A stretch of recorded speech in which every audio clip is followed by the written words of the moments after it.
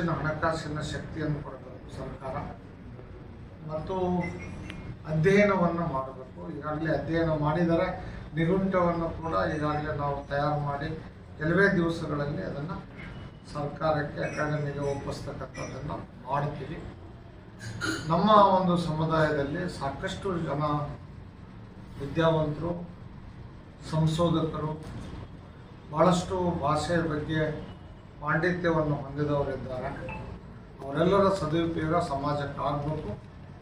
ಅಕಾಡೆಮಿಯ ಒಂದು ಉದ್ದೇಶ ಎಲ್ಲರಿಗೂ ಕೂಡ ಈಡೇರಿಸ್ತಕ್ಕಂಥದ್ದು ಕೂಡ ಆಗಬೇಕು. ಈ ಭಾಷೆ ದೇಶದಲ್ಲಿ ಮಾತ್ರ ಅಲ್ಲ, ವಿದೇಶದಲ್ಲಿ ಇದ್ದರೂ ಸಹಿತ ಒಂದೇ ಭಾಷೆ, ಒಂದೇ ಬೆಳೆಗಳು, ಸಂಪ್ರದಾಯಗಳು, ಸಂಸ್ಕಾರಗಳು ಎಲ್ಲೇ ಇದ್ದರೂ ಒಂದೇ ಆಗಿರ್ತಕ್ಕಂಥ ಇಡೀ ದೇಶದ ಜನಾಂಗದಲ್ಲಿ ಇದು ಒಂದು.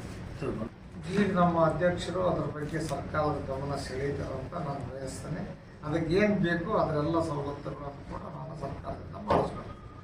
ಓಕೆ.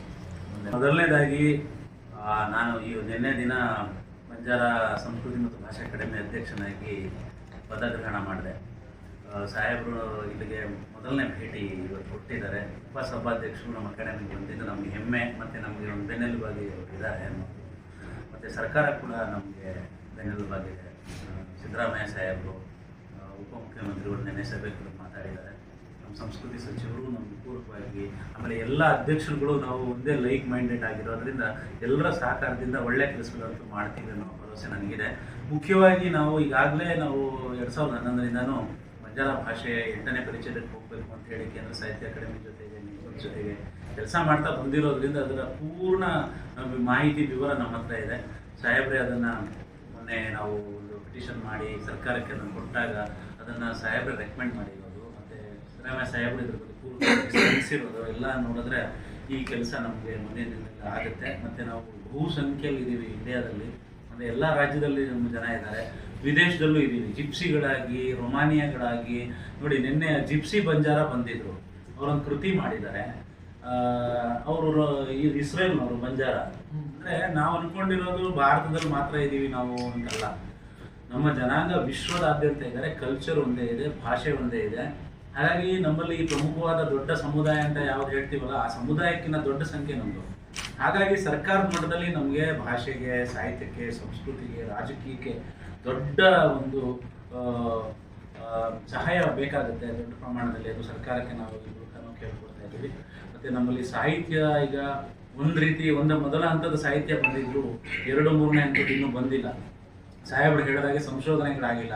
ಸಂಶೋಧನೆ ಅಂದರೆ ಕಟ್ಟುಪೇಟ್ ಸಂಶೋಧನೆ ಅಂತ ನಾವು ಒಪ್ಕೊಳ್ಳೋಕ್ಕಾಗಲ್ಲ. ಯಾಕಂದರೆ ನಾವು ಸಂಶೋಧಕನಾಗಿ ಸಂಶೋಧನೆಯ ಒಂದು ಕ್ರೈಟೀರಿಯಾಗಳೆಲ್ಲ ತಿಳಿದೋನಾಗಿ ನಾವು ಈಗ ಆ ಥರದ ಮಾಡೋಕ್ಕಾಗಲ್ಲ. ಒಂದು ಅಕಾಡೆಮಿಕ್ ಆದ ಸಂಶೋಧನೆ ಕೆಲಸಗಳನ್ನು ಮಾಡಬೇಕು, ಕೃತಿಗಳನ್ನು ದಾಖಲಿಸ್ಬೇಕು, ನಮ್ಮ ಡಾಕ್ಯುಮೆಂಟ್ರಿಗಳನ್ನು ಮಾಡಬೇಕು, ನಮ್ಮಲ್ಲಿರೋ ಹಿರಿಯರು, ಕಲಾವಿದರು, ಸಾಹಿತಿಗಳು ಎಲ್ಲರನ್ನು ಸೇರಿಸ್ಬೇಕು, ಅವ್ರಿಗೆ ಆರ್ಥಿಕ ಸಬಲತೆಯನ್ನು ಕೊಡಬೇಕು, ಮಾನಸಿಕವಾಗಿ ಸ್ಥೈರ್ಯವನ್ನು ಕೊಡಬೇಕು. ಆಮೇಲೆ ನೀವು ಯಾವುದರಲ್ಲೂ ಕಮ್ಮಿ ಇಲ್ಲ, ನಿಮ್ಮ ಸ್ಕಿಲ್ಲುಗಳು, ನಿಮ್ಮ ವೈದ್ಯ ಪದ್ಧತಿ ಇರ್ಬೋದು, ಕಸೂತಿ ಇರ್ಬೋದು, ಎಲ್ಲವನ್ನೂ ದೊಡ್ಡ ಇಂಟರ್ನ್ಯಾಷನಲ್ ಲೆವೆಲಲ್ಲಿ ಡ್ಯಾನ್ಸ್ ಇರ್ಬೋದು, ಸಂಗೀತ ಇರ್ಬೋದು, ನಮ್ಮದು ಎಲ್ಲವನ್ನ ಬೆಳೆಸೋದಕ್ಕೆ ಪೂರಕವಾಗಿ ನಾವು ಯುವಕರನ್ನ, ವಿದ್ಯಾರ್ಥಿಗಳಿಗೆ, ಕಾರ್ಯಾಗಾರಗಳು, ಅವರಿಗೆ ವಿಚಾರ ಸಂಕಿರಣಗಳು, ಈ ಥರದ ಬೇಕಾದಷ್ಟು ಯೋಜನೆಗಳನ್ನು ಹಾಕ್ಕೊಳ್ತೀವಿ. ಆದರೆ ಹಣದ ಕೊರತೆ ಇದೆ. ಆದರೂ ಈಗ ನಾನೀಗ ಆಗಲೇ 2 ಪುಸ್ತಕ ಬಿಡುಗಡೆ ಮಾಡ್ತಾ ಇದ್ದೀನಿ. ಇವತ್ತು ನೆನ್ನೆ ಚಾರ್ಜ್ ತಗೊಂಡೆ 23ಕ್ಕೆ ಬರ್ಗೂರು ಬಿಡುಗಡೆ ಮಾಡ್ತಾ ಇದ್ದಾರೆ. ಅಂದರೆ ಹಣ ಇಲ್ಲ, ಆದರೂ ಕೂಡ ನಾವು ಕಾರ್ಯಕ್ರಮಕ್ಕೆ ಚಾಲನೆ ಕೊಡ್ತೀವಿ.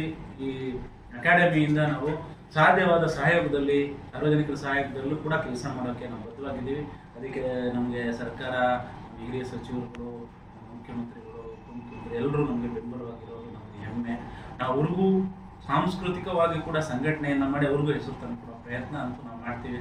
ಅದಕ್ಕೆ ನಮ್ಮ ಸಾಹೇಬರುಗಳು, ನಮ್ಮ ಹಿರಿಯ ಮುಖಂಡರುಗಳು, ಸಮುದಾಯದವರು ಎಲ್ಲರೂ ಬೆನ್ನೆಲುಬಾಗಿದ್ದಾರೆ. ನಾವು ಮಾಡ್ತೀವಿ ಅನ್ನೋ ಭಾವಿಸ್ತೇವೆ. ಈಗ ನಮ್ಮ ಬಂಜಾರ ಭಾಷಾ ಮತ್ತು ಸಾಂಸ್ಕೃತಿಕ ಅಕಾಡೆಮಿಯ ಅಧ್ಯಕ್ಷರಾಗಿ ನನ್ನ ಸುಮಾರು 35 ವರ್ಷದ ಹಳೆಯ ಗೆಳೆಯರು, ಸಾಹಿತ್ಯ ಕ್ಷೇತ್ರದಲ್ಲಿ ಭಾಳಷ್ಟು ಕೆಲಸ ಮಾಡಿದಂಥ ಡಾಕ್ಟರ್ ER ಗೋವಿಂದ ಸ್ವಾಮಿಯವರು ಅಧ್ಯಕ್ಷರಾಗಿ ಪದಗ್ರಹಣ ಮಾಡಿರ್ತಕ್ಕಂಥದ್ದು ನಮಗೆಲ್ಲರಿಗೂ ಭಾಳ ಸಂತೋಷವನ್ನು ಉಂಟು ಮಾಡಿದೆ. ರಾಜ್ಯದ ಎಲ್ಲ ಬಂಜಾರ ಸಮುದಾಯದ ಮುಖಂಡರು, ಸಾಹಿತಿಗಳು ಮತ್ತು ಕಲಾವಿದರ ಪರವಾಗಿ ನಾನು ಅವರಿಗೆ ಅತ್ಯಂತ ಹೃತ್ಪೂರ್ವಕವಾದಂಥ ಅಭಿನಂದನೆಗಳನ್ನು ಹೇಳ್ತೇನೆ. ಈ ಸಂದರ್ಭದಲ್ಲಿ ನಮ್ಮ ಕರ್ನಾಟಕ ವಿಧಾನಸಭೆಯ ಉಪಾಧ್ಯಕ್ಷರು, ನಮ್ಮ ಸಮುದಾಯದ ನಾಯಕರು ಆಗಿರ್ತಕ್ಕಂಥ ಡಾಕ್ಟರ್ ರುದ್ರಪ್ಪ ಮಾರಪ್ಪ ಲಮಾಣಿಯವರು ಈ ಸಂದರ್ಭದಲ್ಲಿ ಬಂದು ಶುಭ ಹಾರೈಸಿದ್ದಾರೆ.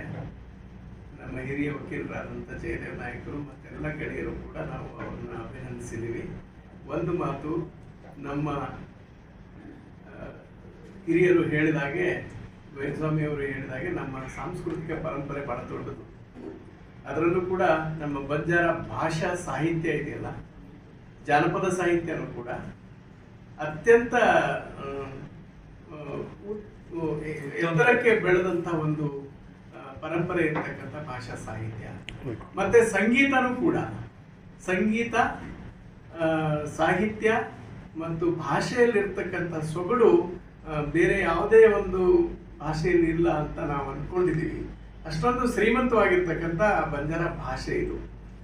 ಮತ್ತೆ ನಮ್ಮ ತಾಂಡಗಳಲ್ಲಿ ಇರ್ತಕ್ಕಂಥ ಏನು ಸಾಂಸ್ಕೃತಿಕ ಪರಂಪರೆ ಇದೆ, ಒಂದು ಮದುವೆ ಆಗಿರ್ಬೋದು, ಬೇರೆ ಬೇರೆ ಹಬ್ಬ ಹರಿದಿನದ ಕಾರ್ಯಕ್ರಮಗಳಾಗಿರ್ಬೋದು, ಅವೆಲ್ಲ ಸಂದರ್ಭದಲ್ಲಿಯೂ ಕೂಡ ನಮ್ಮ ಸಾಂಸ್ಕೃತಿಕ ಪರಂಪರೆಯನ್ನು ಬಹಳ ಎತ್ತರಕ್ಕೆ ಬೆಳೆದಿರ್ತಕ್ಕಂಥ ಸಂಸ್ಕೃತಿ. ಇವತ್ತು ಸ್ವಲ್ಪ ಈ ನಮ್ಮಲ್ಲಿ ವಾಜಾ, ಭಜನ್ ಮತ್ತೆ ನಾಚ್ ನಮನ್ ಅಂತೇಳಿ ಹೆಣ್ಮಕ್ಳು ಕುಣಿಯೋದು, ಹಿರಿಯರೆಲ್ಲ ವಾಜಾ ಹಾಕಿ ಭಜನೆ ಮಾಡ್ತಕ್ಕಂಥ ಒಂದು ಪರಿಪಾಠ ಐತಿ ಯಾವುದೇ ಸಂದರ್ಭದಲ್ಲಿ. ಅದು DJ ಸಂಸ್ಕೃತಿಗೆ ಪರಿವರ್ತನೆ ಆಗ್ತಾ ಇದೆ ಬಹಳಷ್ಟು ಕಡೆಯಲ್ಲಿ. ಇದನ್ನು ತಡೆಯುವಂಥ ನಿಟ್ಟಿನಲ್ಲಿ ನಾವೆಲ್ಲರೂ ಒಟ್ಟಾಗಿ ಕೆಲಸ ಮಾಡೋಣ ಅಂತ ಹೇಳಿ ಈ ಸಂದರ್ಭದಲ್ಲಿ ನಾನು